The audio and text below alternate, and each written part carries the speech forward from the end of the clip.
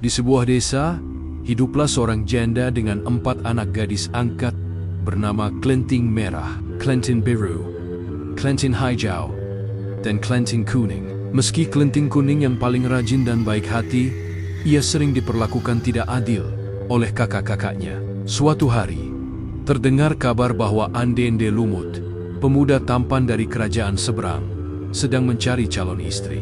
Semua gadis desa boleh datang ke istananya. 3 kakaknya segera bersiap dengan pakaian indah, sementara Klenting Kuning hanya memakai baju sederhana. Mereka pun berangkat bersama.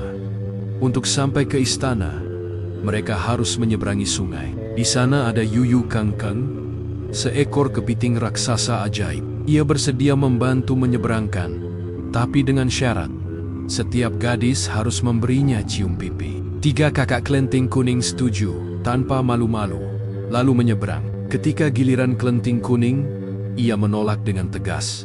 "Aku tak mau menyeberang dengan cara itu."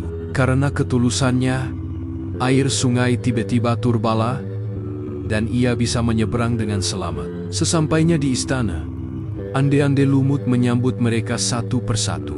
Namun, ketika ia menyentuh tangan para gadis, tangannya berubah menjadi gelap, pertanda mereka sudah tidak suci lagi. Saat Klenting Kuning tiba, tangannya tetap bersinar terang. Ternyata, Ande-Ande Lumut adalah Pangeran Kusumayuda yang menyamar untuk mencari gadis berhati suci dan jujur. Ia pun memilih Klenting Kuning sebagai pendamping hidupnya. 3 kakaknya hanya bisa menyesal melihat kebahagiaan mereka.